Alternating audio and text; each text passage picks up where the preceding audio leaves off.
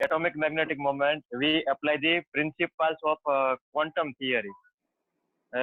अभी तक जो फिगर देख रहे हैं वहाँ पे हम बोहर की क्वांटाइजेशन कंडीशन अप्लाई करने वाले हैं, जो कि जो फिगर है वो which is equally to the planetary motion. देखिए जो बीच में ऑरेंज वाला डॉट दिखाई दे रहा है वो अगर हम उसको सन ले लेते हैं और जो इलेक्ट्रॉन दिख रहा है वो हमारा अर्थ हो सकता है, लेकिन ये सिर्फ क्लासिकल मैकेनिक्स में लागू हो सकता है क्योंकि उसका मास ज्यादा है और उसकी रेडियस भी हमें कंपेरेटिवली मेजरेबल मिलती है।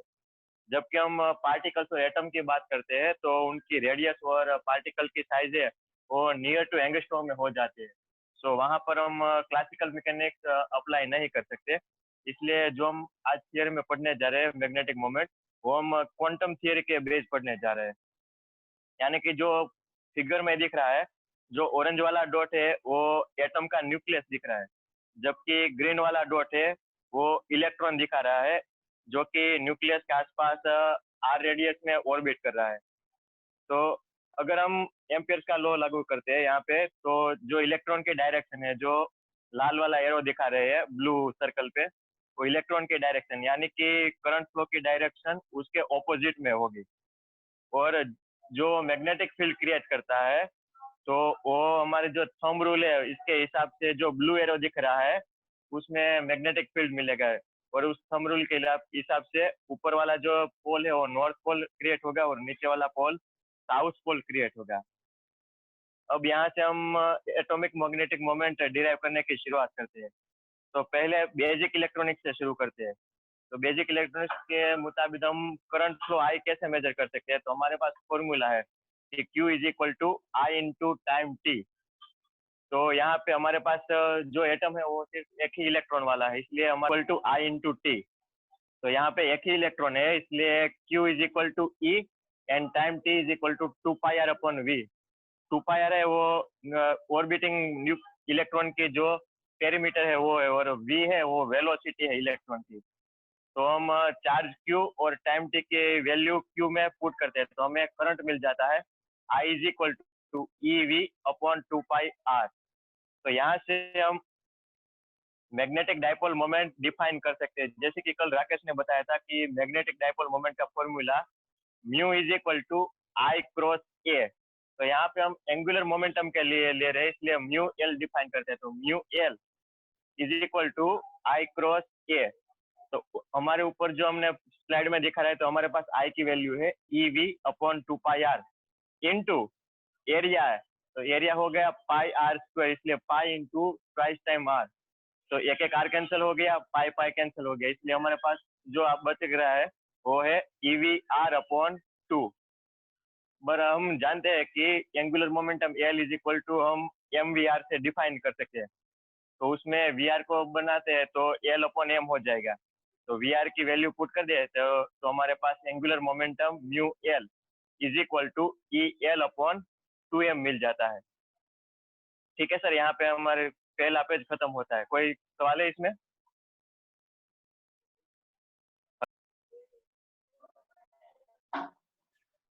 तो अब हमारे पास एंगुलर मोमेंटम का मैग्नेटिक मोमेंट है mu L is equal to I cross A, जो हमें मिला था e L upon twice m. लेकिन यहाँ पे हमने पहले ही बता दिया था थ्योरी की शुरुआत में कि हम यहाँ पे बोहर की जो पोस्टुलेट है वो यूज करने वाले हैं। तो बोहर की जो सेकंड पोस्टुलेट है वो बताते हैं कि angular momentum is a multiple of h cut. तो हम इसको रख देते हैं कि जब हम angular momentum L is equal to n h cut use करते हैं जो हमारे 12th में आ गया था, तो यहाँ पे हमारा एंगुलर मोमेंटम मिलता है म्यू एल, जो फर्स्ट रो में दिख रहा है हमें mu L is equal to E L upon 2m जो हमने अभी डिराइव किया। तो उसको एच कट से मल्टीप्लाई कर देते हैं। तो हम एच कट को अंदर ले लेते हैं। तो यहाँ पे हम देख सकते हैं कि इलेक्ट्रॉन ई की चार्ज की वैल्यू हमारे पास है, एच कट की वैल्यू है, और नीचे जो दिख रहा है डिनोमीटर में एम, तो वो हो गया मास ऑफ इलेक्ट्रॉन। तो चारों के चारों कांस्टेंट है e H cut twice and m. तो हम इस कांस्टेंट को हम नाम देते हैं म्यू बी जीरो, जो हमारे इस क्वांटम की थियरी में बोहर मैग्नेट्रॉन के तरफ से जाना जाएगा, और उसके मल्टीपल में है स्मॉल एल। तो हमारे पास ये अब एंगुलर मोमेंटम में मैग्नेटिक मोमेंट मिल गया है म्यू एल। इसी तरह हम स्पिन के लिए डिफाइन कर सकते हैं। अब यहाँ पे हमारे पास दो मोमेंटम है, एक है एंगुलर मोमेंटम, दूसरा है स्पिन मोमेंटम। तो हम इसे कैसे समझ सकते हैं? देखिए, सन के आसपास अर्थ ऑर्बिट कर रही है, तो उस ऑर्बिटर को हम एंगुलर मोमेंटम डिफाइन करते हैं, और पृथ्वी है जो अपने ही कक्षा पे घूमती रहती है, तो उसको हम स्पिन डिफाइन कर सकते हैं। तो हम यहाँ पे एंगुलर मोमेंटम मिल गया हमें इलेक्ट्रॉन का, mu L is equal to E H cut upon twice m into L. इसी तरह हम स्पिन के लिए फाइंड कर सकते हैं, तो स्पिन के लिए क्या मिलेगा? Mu H is equal to E H cut upon M into H. अब हमारे पास दो मोमेंटम आ गए, mu L plus mu H.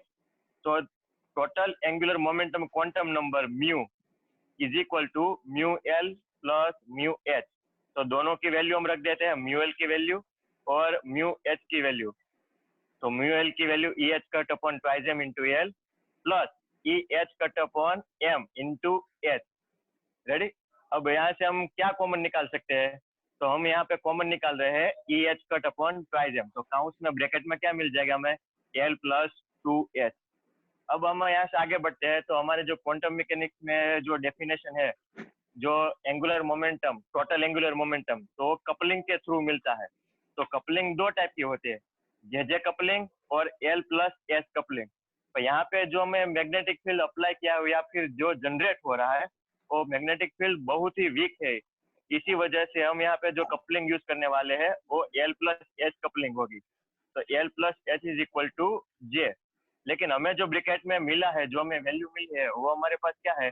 L plus twice H है। तो हम क्या करते हैं? तो हम उसको नई तरह से डिफाइन करते हैं कि एल प्लस ट्वाइस एच, उसमें ट्वाइस है वो कांस्टेंट है, इसलिए हम जे को भी कुछ कांस्टेंट की वजह से मल्टीप्लाई कर देते हैं।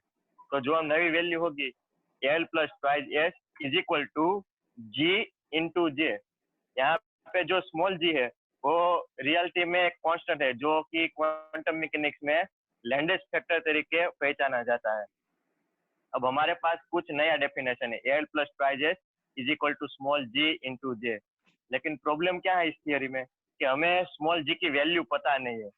इसलिए क्या करेंगे, हम पहले स्मॉल जी को डिफाइन करते हैं। तो कैसे? तो कि हमारे पास जो इक्वेशन 1 है, L plus twice H is equal to ji into j vector. तो हम दोनों तरह जे वेक्टर के साथ डॉट प्रोडक्ट ले लेते हैं, तो दोनों साइड हम मल्टीप्लाई कर देते हैं जैसे। तो जे इंटू एल प्लस, अब ट्वाइस एस वेक्टर है उसको हम S vector plus S vector लिख सकते हैं। क्यों? क्योंकि वो दोनों वेक्टर ही सेम, यानी कि इसके बीच का एंगल है वो 0 मिल जाएगा। तो उसकी वेक्टर की समेशन और स्केलर की समेशन दोनों सेम ही मिलेंगे, इसलिए हम टू ए ट्वाइस एस को एस प्लस एस लिख सकते हैं। अब हमारे पास क्या हो गया नया equation? J dot into bracket L plus S is equal to J dot J into small G. अब हम इस कैलकुलेशन को आगे बढ़ाते हैं, तो हम ब्रैकेट छोड़ देते हैं। तो हमने जो पिछली दिखी है, यहाँ पे जो हमने एल प्लस एस है उसके नीचे रेड अंडरलाइन की है, तो वो क्या दिखा रहा है? तो आप इक्वेशन 1 के ऊपर देखिए, L plus S is equal to J. तो एल प्लस एस की जगह हम क्या पुट कर देते हैं? जे वेक्टर पुट कर देते हैं। तो अब आगे की कैलकुलेशन, तो एल प्लस एस की जगह हमने जो जे रख दिया है, तो जे dot j plus j dot J is equal to ji J square. तो यहाँ पे जे डॉट जे हम कहते हैं ना, I dot I is equal to I square, J dot J is equal to J square और K dot K is equal to K square, क्योंकि उनके बीच का एंगल क्या होता है? 0। तो इसी वेक्टर एनालिसिस का यूज करते हुए J dot J is equal to J square plus vector J dot vector S is equal to ji into J square, इसको हम नंबर देते हैं इक्वेशन नंबर 2। अब यहाँ पे हमारे पास 3 टर्म में से 2 टर्म से वो स्केलर आ गए हैं, जे स्क्वायर और जी जे स्क्वायर। तो हमारे पास बच गया कौन सा? Vector J dot vector S. तो अब क्या करते हैं, इसको भी हम स्केलर में ट्रांसफर करने के लिए क्या करते हैं? तो अब हम एल को बनाते हैं, L is equal to vector J minus vector S. अब हम क्या करते हैं कि बोथ साइड हम स्क्वायर कर देते हैं। तो स्क्वायर करने से वजह से क्या होगा? L dot L is equal to L square मिल जाएगा, जे माइनस एस का होल स्क्वायर हो जाएगा, तो J square plus S square minus 2 J dot S dot. तो जे डॉट एस डॉट हमें चाहिए इक्वेशन 2 में, तो उसको हम करता करते हैं, तो जे dot S is equal to, वो लेफ्ट हैंड साइड चले जाएंगे, तो J square plus S square minus L square by 2। देखिए अब हमें जे डॉट एस डॉट की स्केलर वैल्यू मिल गई। तो उस स्केलर वैल्यू को हम इक्वेशन नंबर 2 में सब्स्टिट्यूट करते हैं। तो क्या हो जाता है, देखिए हमने जे डॉट एस की जगह वैल्यू रख दी हमने J square plus A square minus L square by 2 is equal to ji J square. अब हम क्या करते हैं, हमें तो जी की वैल्यू फाइंड करनी है, इसलिए हम बोथ साइड जे स्क्वायर वड़े डिवाइड कर देते हैं। तो J square by J square is equal to 1, J square plus A square minus L square upon 2 J square is equal to क्या मिल गया हमें, स्मॉल जी। हमें यहाँ पे स्मॉल जी की वैल्यू मिल गई। लेकिन यहाँ पे जे, एस और एल ये तीनों क्वांटम नंबर है। स्मॉल जे क्या है, तो total angular momentum quantum number. S क्या है, स्पिन क्वांटम नंबर। और एल क्या है, एंगुलर मोमेंटम क्वांटम नंबर। तो क्वांटम मैकेनिक्स में एवरेज जे की वैल्यू हो जाती है under root J, J plus 1। Average L की value under root L, L plus 1। और स्पिन एस की value under root S, S plus 1। लेकिन यहाँ पे जो हमने फॉर्मूला डिराइव किया है उसमें स्क्वायर है, इसलिए स्क्वायर रूट कैंसिल हो जाएंगे। तो ये तीनों की वैल्यू हम स्मॉल जी की जो वैल्यू मिली है उसमें हम रख देते हैं। तो हमने वैल्यू रख दी, तो 1 प्लस जे स्क्वायर की वैल्यू क्या होगी, J into J plus 1 plus A square की वैल्यू रख देते हैं S, S plus 1 minus L square की value L into L plus 1। Denominator में 2 जे स्क्वायर था तो जे स्क्वायर की value J into J plus 1 यानी कि जी। अब हमें जी डिफाइन हो गया स्मॉल जी, वो भी क्या हुआ गया स्केलर वैल्यू में। तो अब हमारे पास जो इक्वेशन था mu is equal to E H cut upon twice M into L plus twice S. तो हमने पता है कि L plus twice S is equal to हमने क्या लिया था, जी इंटू जे। तो हमने जी की वैल्यू डिनाइम कर दी है। तो E H cut upon twice M की वैल्यू कांस्टेंट है, तो उस कांस्टेंट को क्या नाम दिया था, म्यू बी, जो बोहर मैग्नेटॉन है।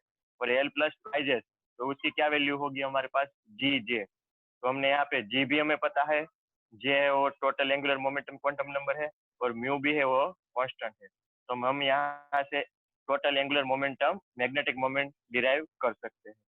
सर बस इतना ही था।